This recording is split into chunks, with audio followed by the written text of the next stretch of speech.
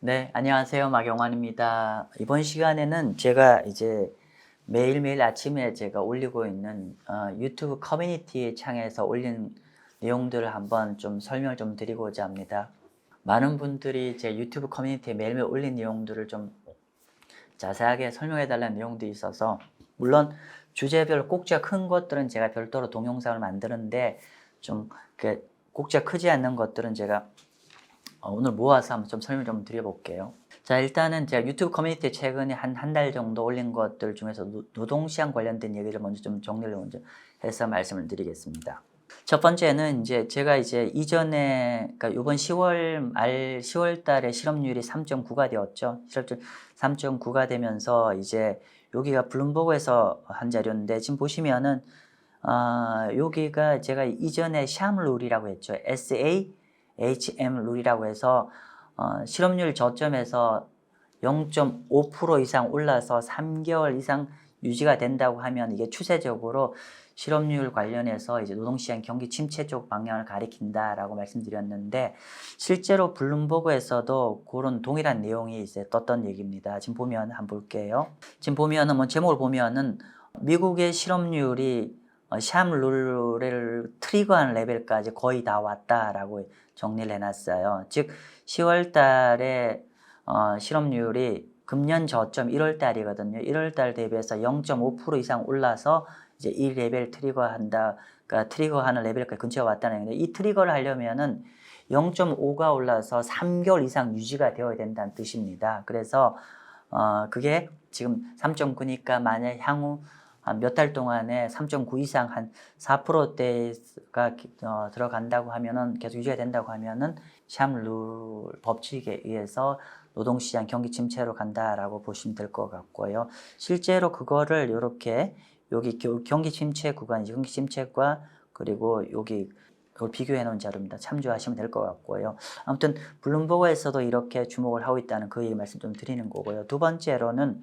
제가 이제 실업률 관련해서 또 한 가지 그림을 올려놓은 게 있죠. 어떤 거냐면은, 실업률 같은 경우는 경제가 좋으면 이렇게 수년간 쭉 실업률이 계속 떨어지는데, 문제는 실업률이 경기 후행 데이터다 보니까 추세가 바뀌고, 즉 실업률이 증가로 돌아선 다음에 얼마 안 있다가 항상 경기 침체에 들어갔었어요. 그죠?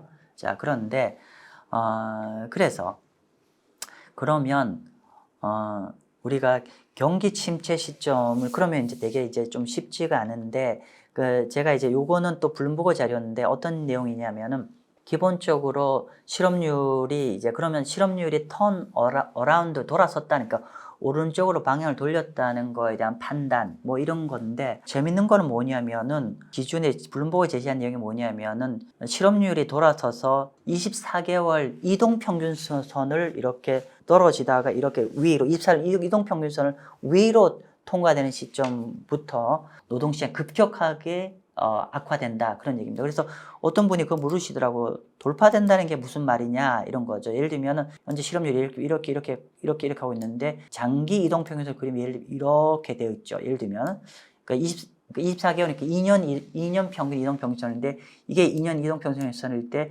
실업률이 이 라인을 통과를 하게 되면은, 과거에 보니까 굉장히 노동시장 급격하게 나빠지는데, 현재 그 레벨까지 이렇게 터치가 되고 있다는 거죠. 과거에 보시면 이렇게 우연찮게도 2년 평균 이동평균선을 실업률이 상방으로 딱 터치를 한 다음에 했을 때 시장 상황입니다. 여기 빨간색 라인 다 그려놓은 건데, 제가 볼까요? 1970년 리세션, 스태그플레이션, 그리고 더블 딥, 그리고 미국의 저축은행 사태, 테크 버블, 글로벌 금융위기, 팬데믹, 모두 다 우연찮게도 미국 실업률이 2년 평균 실업률을 터치한 상황에서 그런 이벤트가 발생했는데, 조금 불안하게도 현재 실업률이 그 레벨까지 거의 근처에 왔고 터치하는 수준이었고, 과거의 예를 보면 이 레벨, 그러니까 2년 평균 이동평균선을 터치해서 위로 올라갔을 때는 노동시장 급격하게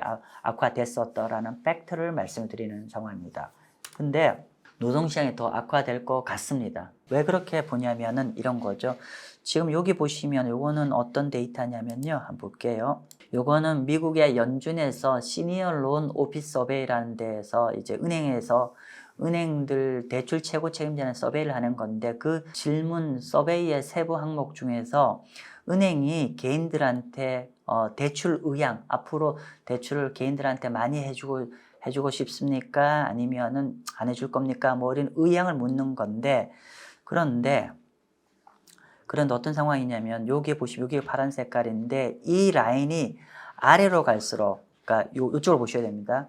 경제가 그러니까 아래로 갈수록 그 대출 의향이 확 줄어든다는 얘기죠. 그죠? 요쪽 보셔야 되죠. 대출 이 주황색인가요?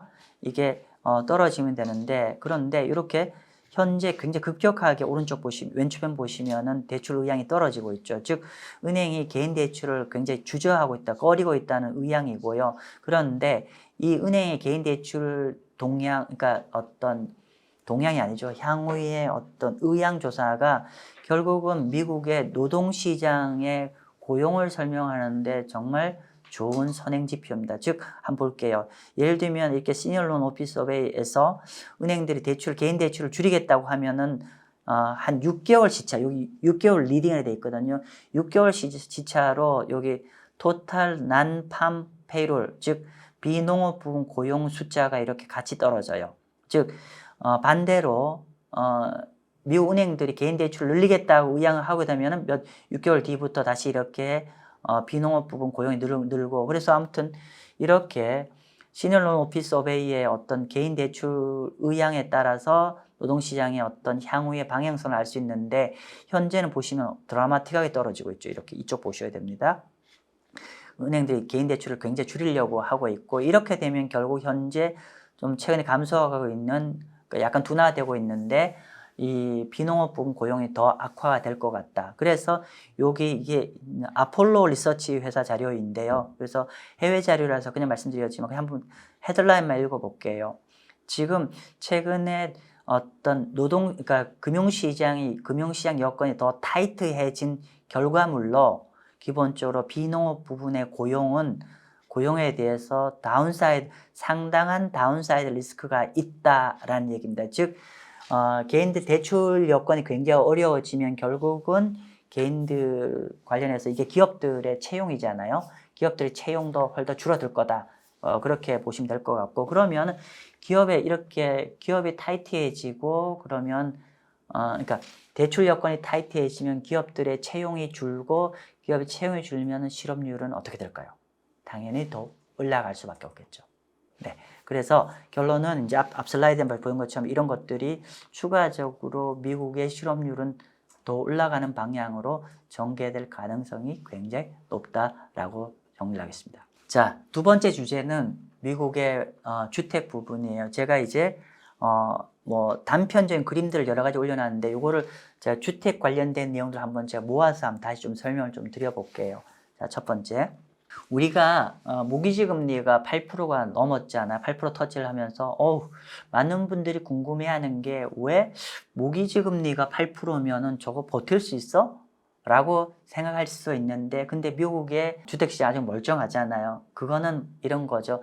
한국 같은 경우는 변동금리 비중이 압도적으로 높기 때문에 시중금리가 올라가면 바로 충격파가 바로 오는 반면에 미국의 거의 한 8, 90%는 다들 장기 고정금리를 쓰죠. 그러다 보니까 현재 그 모기지 금리가 폭증을 했는데 요 빨간색 볼까요? 이게 30년 모기지 평균금리 이렇게 가시다가 보면 최근 이렇게 가다가 최근 한 1년 사이에 금리가 폭증을 해서 한 1, 2년 전만 하더라도 모기지 금리가 한 2% 내외야 되는 게 8%까지 점프를 했죠. 그런데 아까 말씀드린 대로 미국이 개인들의 주택을 할 때는 장기 저리 고정금리를 하다 보니까 실제로 이렇게 주택 담보대출 금리가 폭증을 했음에 불구하고 실제로 개인들 거를 다 한번 조사를 해보니까 우리가 실효 30년 금리라고 하죠. 기존에 있는 분들까지 다 계산해 보니까 아직은 최근 증가했는데 아주 미미하게 증가를 하고 있죠. 그래서 이렇게 모기지 금리가 폭증했음에 불구하고 큰 영향을 안 받는 연유입니다. 그죠? 그래서 기존에 장기 대출을 하신 분 입장에서는 현재 모기지 금리가 폭증을 했음에도 불구하고 안 받는다는 이유고, 그런데 그럼에 불구하고 현재 미국의 주택 가격, 왜냐하면 신규 매수자, 그러니까 이거는 기존 매수, 아까 앞에 부분은 기존 매수자고 신규 매수자들 같은 경우는 새로운 모기지 금리가 적용이 되어야 되잖아요.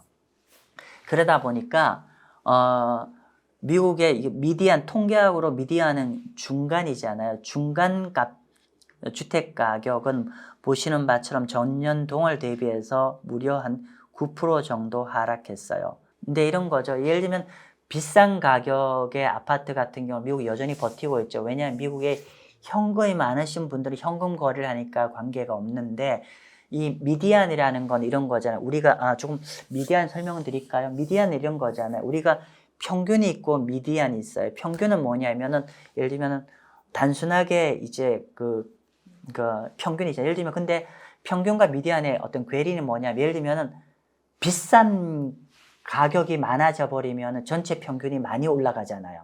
그죠? 그런데 미디안은 뭐냐면은 그냥 쉬운 말로 해서 제일 비싼 주택 가격과 제일 싼 가격을 그냥 이렇게 100분위로 했을 때 중간 가운데 값이 뭐냐라고 보는 거죠. 그래서 실제로 통계학을 볼 때는 평균 가격보다는 어떤 이런 미디안을 보는 게 좀 더 정확한 수치를 반영하는 건데요.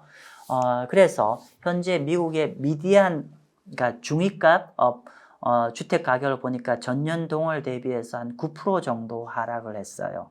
굉장히 큰 폭으로 하락했죠. 근데 우리가 아마 왜 이런지는 이미 충분히 이해가 되시겠죠. 왜냐하면 지금 신규로 주택, 그러니까 잘 사는 사람 말고 일반 서민들 기준으로 새로 주택을 산다고 했을 때 분명히 일정 부분 모기지 론을 써야 되는데 모기지 론이 8%예요. 당연히 주택 살 수 없겠죠. 너무 비싸서. 그래서 아니야 다를까 그러면 매수세가 줄어드는 거기 때문에 아니야 다를까 지금 보시면 현재 매매가 되고 있는 매매가 되고 있는 중위값 주택은 전년 대비해서 한 9% 정도 하락을 했고요.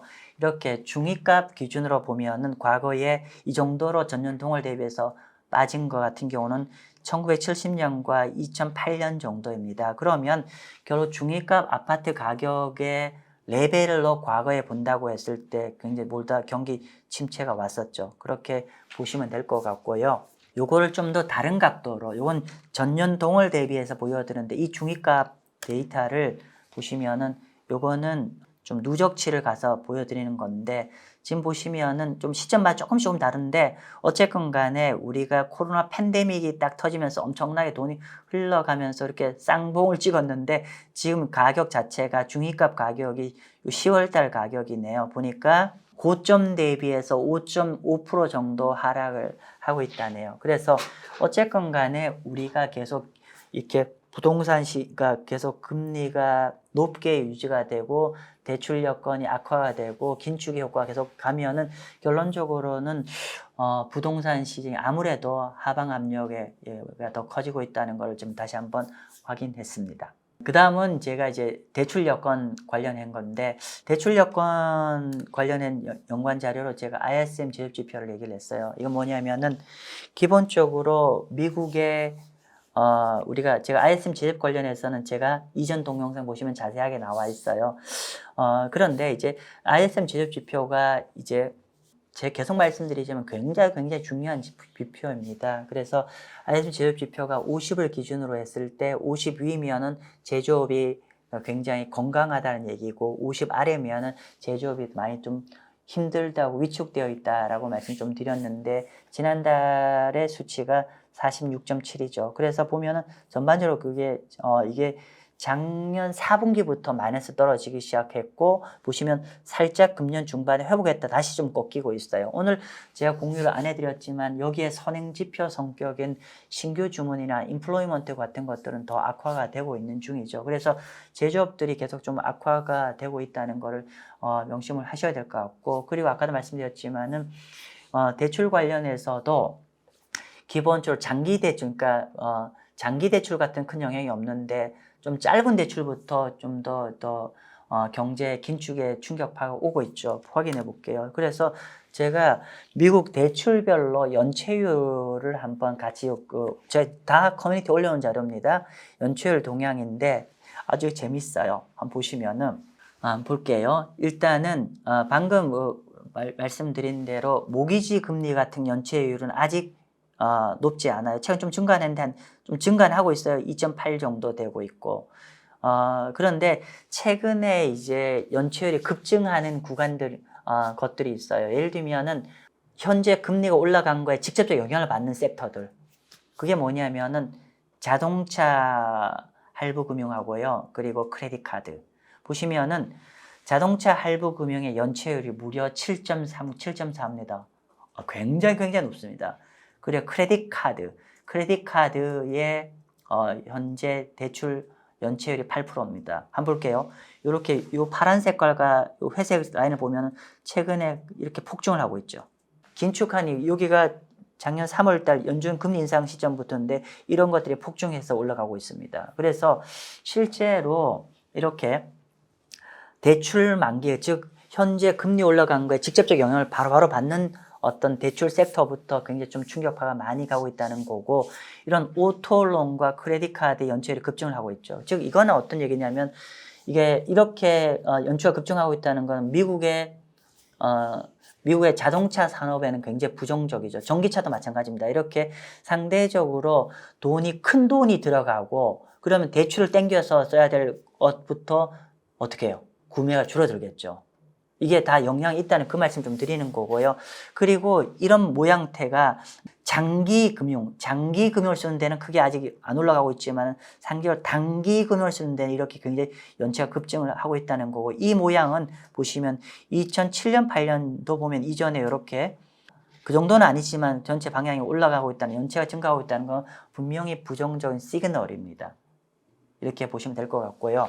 자, 연체 이렇게, 아무튼 이거는 이제 긴축을 계속하게 되면은 이 부분은 계속 올라갈 수밖에 없다는 거고, 아무튼 이렇게 주목하셔야 될 거. 특히나 이제 여기 오토론 관련해서는 최근에 빌 그로스도 그런 얘기를 했죠. 빌 그로스도 최근에 이제 higher for longer yesterday 어떤 주문 사항이 이젠 더 이상 아니라고 하면서 이 양반이 미국 국채 금리를 더 이상 안 올라갈 것이고 오히려 미국 국채를 매수해야 된다는 논거 중에 하나가, 우리가 첫 번째는 미국의 리저널 뱅크 이슈 얘기했고, 두 번째로 이 양반이 언급했던 게 뭐냐면 미국 자동차 할부 금융의 연체율을 얘기했어요. 근데 지금 이렇게 많이 증가를 하고 있다는 거예요. 이거는 분명히 경제에 상당한 부분 영향을 좀 주기 시작했다는 거를 말씀 좀 드리는 겁니다. 자, 그러면서 제가 채권 시장 좀 흐름을 마지막으로 좀 언급을 하는 걸로 마칠게요. 제가 이제 10월 달 내내 제가 하이어 폴 롱거가 계속 시장에서 굉장히 많은 우려사항이고, 근데 제가 한 5% 정도면 굉장히 매력적인 구간이고, 오히려 너무 두려워하지 마시고 국채를 매수하는 쪽 방향을 말씀을 드렸는데, 그러면서 제가 어떤 걸 했죠?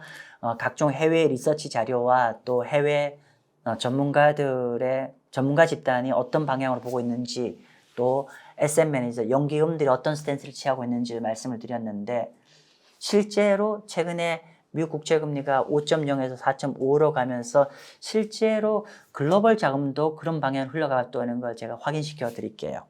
자, 보시면은 이전에 다 공유한 자료입니다. 요거는 제가 두 자료 준비했는데, 요거는 전주 자료고 이거는 이번 주 자료인데요. 보시면은 전주 자료에 보면은 이게 11월 초순, 오늘이 이제 11월 한 7, 8일 정도의 자금 동향인데, 보시면은 이때 7, 8일 날 그러니까 BO의 뱅크 오브 아메리카에서 발표한 글로벌 채권 펀드 동향인데, 이 제목 그대로 읽을게요. 현재 장기 국채 펀드의 순유입이 largest inflow record high랍니다. 사상 최대로 장기 국채로 자금이 유입되고 있다. 그럼 만약 여러분들이 제가 10월 내내 말씀드린 방향대로 만약에 10월 한 중순 정도에 들어가셨으면 딱 맞췄겠죠. 이 방향하고 글로벌, 그러니까 적어도 저희 그 마생투가 말씀드리는 게 글로벌 기관 투자가들의 어떤 방향성을 우리가 그 사람들의 방향성을 미리 읽을 수 있는 좋은 내용이라는 걸 다시 한번 반증하는 좋은 얘기일 것 같고요. 왜 이렇게 가는지 우리가 이미 알고 있잖아요. 그리고 이번 주에 발표되어 있는 자금 동향 여기 하나 더 얹어줬네요. 뭐냐면 지금 최근에 요번에 들어온 게 어떤 거냐면은 단기 국채 자금은 조금 빠지는 반면에 중장기 국채, 여기서 말하는 건 3년 이상 국채죠. 중장기 국채가 자금이 쭉 유입되고 있다는 얘기입니다. 여기 제목이 있어요.